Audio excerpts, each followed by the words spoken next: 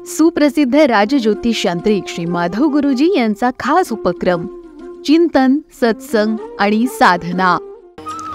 वक्रतुंड महाकाय सूर्यकोटी समप्रभ निर्विघ्नं कुरु मे देव सर्वकार्येषु सर्वदा।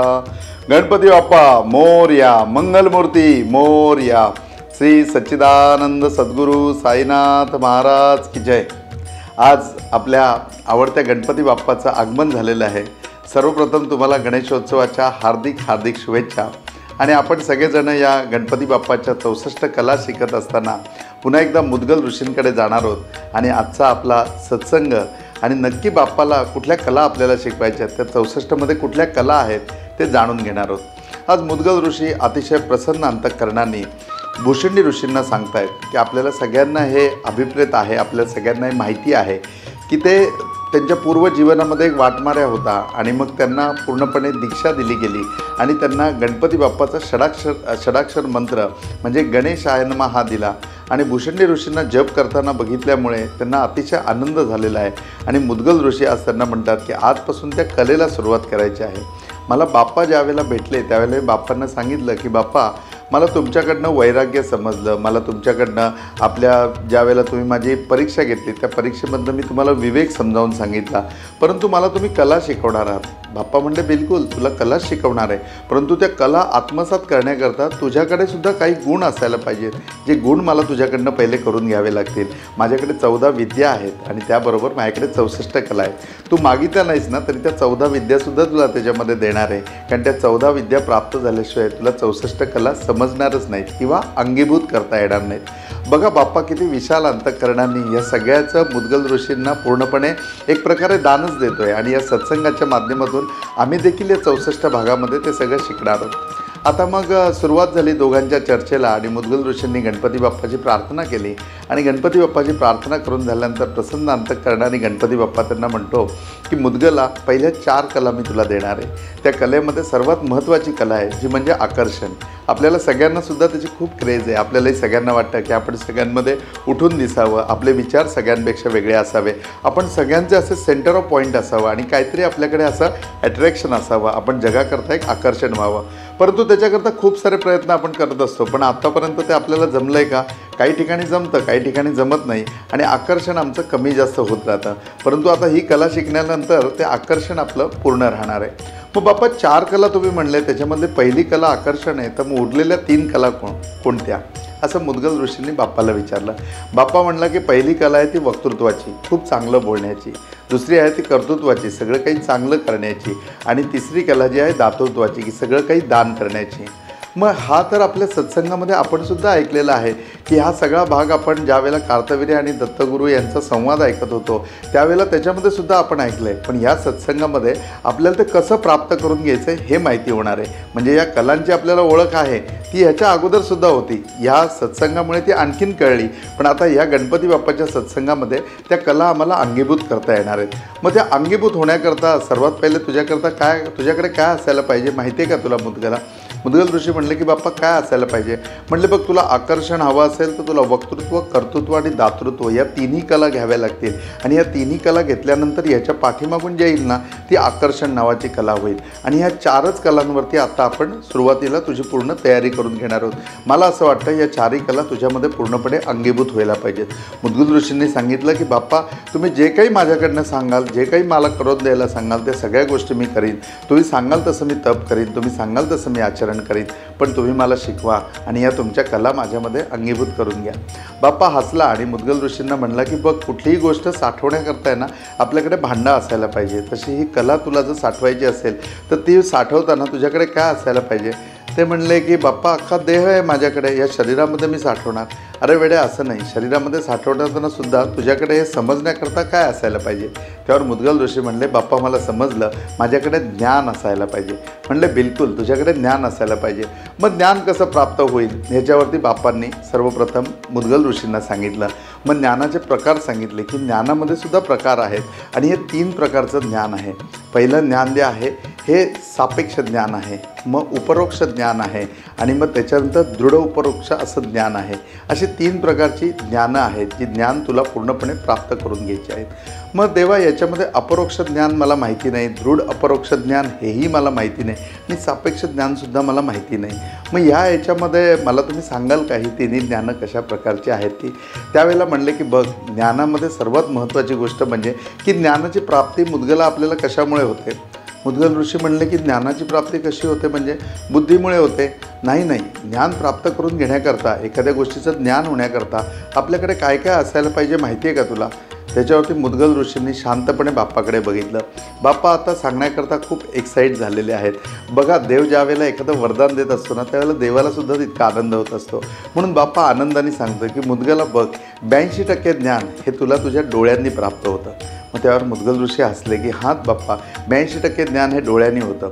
म्हणून त्यांना डोळे कायम उघडे ठेवायचे आणि कायम उघड्या डोळ्यांनी पूर्णपणे जग बघायचं. आपल्याला जग लवकर समजतं. उघड्या डोळ्यांनी माणूस बघावा, आपल्याला माणूस लवकर समजतो. तर असं 82% ज्ञान जे आहे ते 82% ज्ञान आपल्याला दृष्टीने म्हणजे डोळ्यांनी प्राप्त होतं. मग त्याच्यापुढे 11% जे ज्ञान आहे ते 11% ज्ञान आपल्याला कशाने प्राप्त होतं? तर आपल्या कानाने प्राप्त होतं. या कानाने 11% आपल्याला ज्ञान प्राप्त होतं. त्याच्या पुढचं ज्ञान आपल्याला कशाने प्राप्त होतं? त्याच्या पुढचं ज्ञान आपल्याला नाकाने म्हणजे की आपण त्याचाच वास घेऊन आपल्याला प्राप्त होतं. हे मग आपल्याला किती टक्के प्राप्त होतं? तर 3.5% प्राप्त होतं. 3.5% आपल्याला पूर्णपणे नाकाने. त्याच्यानंतर मग त्याच्या पुढे आपल्याला ज्ञान कशाने प्राप्त होतं? तर स्पर्शाने, त्वचेने प्राप्त होतं. हे प्राप्त होणारं किती % असतं ज्ञान? ते प्राप्त होणारं ज्ञान असतं ते आपल्याला फक्त 2% असतं. म्हणजे स्पर्शाने आपल्याला जे प्राप्त होईल ते ज्ञान फक्त 2% असेल. आणि ह्याच्या व्यतिरिक्त आपल्याला जिभेने ज्ञान प्राप्त होतं. म्हणजे एखाद्या गोष्टीची चव घेणं, ह्याच्यामुळे आपल्याला ज्ञान प्राप्त होतं की तो पदार्थ गोड आहे का तो तिखट आहे. उद्या मी म्हटलं की जिलबी आहे ना खूप गोड आहे, पण मग ती कशी कळेल? जेव्हा ती चाखो तेव्हा कळेल. मग ते जे 1.5% ज्ञान आहे ते आपल्याला जिभेने प्राप्त होतं. मग अशा प्रकारे ह्या 5 अवस्था ज्ञानाच्या सांगितल्या. मग अपरोक्ष ज्ञान, दृढ अपरोक्ष ज्ञान आणि सामान्य ज्ञान म्हणजे सापेक्ष ज्ञान हे काय आहे ते समजून घेऊ. मग एखाद्या गोष्टीची फक्त कल्पना करणे किंवा समोर आहे डोळ्यांनी बघणे आणि ती समजून घेणे हे आपलं सापेक्ष ज्ञान झालं. दृढ सापेक्ष आपल्याकडे सापेक्ष ज्ञान होतं. त्या सापेक्ष ज्ञानामध्ये हा प्रकार झाला. मग त्याच्यापेक्षा अपरोक्ष ज्ञान काय झालं? तर एखाद्या गोष्टीची आपल्याला पूर्णपणे कल्पना येणं म्हणजे की बाबा त्याच्या पाठीमागचं विज्ञान आपल्याला माहिती पडणं आणि ती गोष्ट पूर्णपणे आपल्याला समजणं. म्हणजे की बाबा ज्यावेळेला ढग दाटून येतील त्यावेळेला आता पुढे पाऊस पडेल हे जे आपल्याला ज्ञान प्राप्त होतं ते ढगाच्या एकवटण्याचा आपल्याला पूर्णपणे सिक्वेन्स समजल्यामुळे ते प्राप्त होतं. मग त्याच्यामध्ये तशा प्रकारचं ज्ञान आपण ठरतो की हे अपरोक्ष ज्ञान आहे. मग याच्या व्यतिरिक्त दृढ अपरोक्ष ज्ञान काय? तर दृढ अपरोक्ष ज्ञान असं आहे की ज्याच्यामध्ये एखादं ज्ञान आपल्याला प्राप्त झालं आहे की हे ज्ञान आपल्याला माहिती आहे की अशा प्रकारचं आहे, परंतु आपल्या कन्फ्युजनमुळे केवळ आपण म्हणजे की जे समजलो आहे त्या समजण्यामध्ये आपल्या शंका, आपल्या कुशंका, आपलं कन्फ्युजन ह्याच्यामुळे आपल्याला काय प्राप्त होतं? तर दृढ अपरोक्ष ज्ञान प्राप्त होतं. आता आपल्याकडे कुठलं ज्ञान आहे ते आपण समजून घ्यायचं. जसं मी तुम्हाला सापेक्ष ज्ञानाचं उदाहरण दिलं की आणि की एखादी गोष्ट डोळ्यांनी दिसते आणि ती आपल्याला समजते. मग मी आपल्याला याच्या पुढचं ज्ञान सांगितलं अपरोक्ष ज्ञान. अपरोक्ष ज्ञानामध्ये की आपल्याला संपूर्ण कल्पना करून किंवा एखादा समूह बघून आपल्याला ज्ञान प्राप्त होतं. जसं ढग दाटलेत तर आता पाऊस होणार आहे. आणि दृढ अपरोक्ष ज्ञान की एखाद्या गोष्टीची कल्पना असते, ती कल्पना असून आपल्याला पूर्णपणे ज्ञात होते आणि मग त्याच्यानंतर आपण कन्फ्यूज होतो. एक छोटंसं उदाहरण बघूया. एक राजा होता आणि त्या राजाने एका सेवकाला धरलं. तो चांगला गललठ्ठ होता आणि त्याला सांगितलं की पलीकडच्या गावामध्ये जा, 10 किलोमीटरवरती ते गाव होतं आणि त्या गावावरनं एक बोकड घेऊन ये आणि हे पैसे घे. त्याने पैसे घेतले आणि तो बोकड घ्यायला निघून गेला. राजाने मोठा यज्ञकर्म काही ठेवलेलं होतं आणि त्या ठिकाणी त्या बोकडाचा बळी द्यायचा होता. तो माणूस बोकड आणायला गेला. तिथे जाऊन त्या बोकडाची जी किंमत होती, राजाला बोकड पाहिजे म्हणून मग चांगला माजलेला बोकड त्याला दिला. त्याची यथायोग्य त्यांनी किंमत दिली आणि तो बोकड आपल्या खांद्यावरती घेतला आणि तो निघाला. 2 किलोमीटर आल्याच्या नंतर त्याला 3 चोर भेटले आणि 3 चोर भेटले. त्यांनी सर्वप्रथम त्याच्याकडे गेले आणि मग त्याला विचारलं की तू कुठे चालला आहेस, तू कुठून आला आहेस? आणि मग तो राजाचा माणूस आहे आणि राजाकरता बोकड घेऊन चालला हे त्यांना कळलं. मग ते म्हणले याच्या वाटेला जायला नको, नाही तर राजा काय आपली खेळ ठेवणार नाही, राजा आपल्याला मारून टाकेल. म्हणून त्यांनी त्याला सोडून दिलं. पण पुढे गेल्यानंतर त्या बोकडाचा लोभ आहे तो या तिघांनाही सुटेना. मग त्यांनी एक युक्ती लढवली आणि 2 किलोमीटरवरती त्याच्या अगोदर जाऊन एक चोर पोचला आणि तो चोर पोचला. त्याने पुन्हा एकदा त्या माणसाला हाक मारली, एक वेगळं रूप धारण केलं आणि विचारलं की अहो हा कुत्रा घेऊन तुम्ही कुठे चाललेला आहात? तो म्हणला काय वेळ लागला आहे का तुम्हाला? अहो मी बोकड घेऊन चाललो आहे. अहो नाही हा कुत्रा घेऊन तुम्ही चालले आणि हा कुत्रा बघा त्याचं तोंड तुम्ही बांधलेलं नाही, तो चावेल तुम्हाला, असं बोलला आणि तो निघून गेला. आता हा माणूस म्हणला कोणतरी मूर्ख भेटलेला दिसतोय, हा वेडाच दिसतोय, मी बोकड घेऊन चाललोय आणि हा मला म्हणतो मी कुत्रा आहे. तरीसुद्धा ह्यांनी मान वरती करून त्या बोकडाकडे बघितलं आणि खात्री करून घेतली की हा बोकडच आहे. पुन्हा 2 किलोमीटरवरती दुसरा चोर भेटला. ठरल्याप्रमाणे त्यांनी हटकलं आणि विचारलं, का हो, हा एवढा कुत्रा तुम्ही कुठे घेऊन चाललेला आहात? आणि हा कुत्रा पिसाळलेला दिसतोय, हा तुम्हाला चावेल बरं का, तुम्ही सावध राहा. बापरे, मला तर कुत्र्याची भीतीच वाटते, असं म्हणून तो पळून गेला. आता याच्या मनामध्ये शंका यायला लागले की अरे दिसतंय हे मला बोकड आहे, मी विकत घेतलेलं बोकड आहे, पण हा दुसरा माणूस मला भेटला जो म्हणतोय की अरे बापरे, हा कुत्रा आहे आणि तोच पिसाळलेला आहे. म्हणून त्याच्या मनामध्ये शंका निर्माण झाली. पुढे आणखीन 2 किलोमीटरवर गेल्यावर परिस्थिती अशी झाली की तिसरा चोर भेटला. त्यांनी पुन्हा हटकला आणि म्हणला, अहो, हा पिसाळलेला कुत्रा आहे, मी कालच याला बघितलेला आहे आणि हा कुत्रा तुम्हाला चावेल आणि हा जीवघेणा कुत्रा आहे आणि तुम्ही तर त्याला मानेवरती घेतलंय, तुमच्या मानेचा लचका तोडला तर. एवढं बोलला आणि तो पळत सुटला. यांनी सुद्धा तो बोकड आपल्या खांद्यावरचा खाली टाकला आणि तो पळत सुटला. याला बोलतात दृढ सापेक्ष ज्ञान. आपल्याला कल्पना आहे की आपल्याकडे काय आहे, आपल्याला ज्ञात आहे, हे असताना सुद्धा लोकांनी आपल्याला सांगितल्यानंतर आपलं ज्ञान पूर्णपणे निघून जातं. याला म्हणतात दृढ सापेक्ष ज्ञान. आता तिन्ही ज्ञानामध्ये तुमच्याकडे कुठलं ज्ञान आहे हे तुम्ही स्वतः ओळखा आणि त्याच्याप्रमाणे आपल्याला शुद्ध ज्ञानाकडे यायचं आहे. ते शुद्ध ज्ञान कसं करायचं तेही समजावून घ्या. मग मुद्गल ऋषी म्हणले की अरे मला तर मी दृढ सापेक्ष ज्ञानातच वाटतोय, कारण एखाद्या गोष्टीची मी कल्पना करतो, पण बाप्पा कोणी मला हटकलं आणि कोणी मला सांगितलं तर माझ्याही मनामध्ये संभ्रम निर्माण होतं. मग मी शुद्ध ज्ञान कसं प्राप्त करायचं? बाप्पा म्हणले खूप छान प्रश्न विचारलास मुद्गल. शुद्ध ज्ञान प्राप्त करण्याच्या फक्त 3 पद्धती आहेत. 3च गोष्टींमुळे आपल्याला ज्ञान प्राप्त होतं. बाप्पा कुठल्या गोष्टींमुळे मला ज्ञान प्राप्त होतं सांगा? त्यात बाप्पांनी उत्तर दिलं. सर्वात पहिलं उत्तर ते म्हणजे सर्वात पहिली गोष्ट की संगतीने. चांगलं ज्ञान हे संगतीने प्राप्त होतं. म्हणून आपल्याकडे सुभाषित पण आहे बघा की सुसंगती सदा घडो, सुजल वाक्य कानी पडो. म्हणजे की आपल्याला चांगली संगती असायला पाहिजे, सुसंगती असायला पाहिजे आणि त्याच्याकरता तर हा सत्संग ठेवला आहे की या सत्संगाच्या निमित्ताने तुमच्या सगळ्या चांगल्या लोकांची मला संगती प्राप्त व्हावी. तर हा त्या सत्संगाचा एक उद्देश आहे की त्याच्यामध्ये चांगली आपल्याला संगती मिळावी की जेणेकरून चांगलं ज्ञान आपल्याला प्राप्त होईल. दुसरं चांगलं ज्ञान कशाने प्राप्त होतं? तर वाचनाने प्राप्त होतं. म्हणजे दुसरं आपल्याला चांगलं वाचन करायला पाहिजे.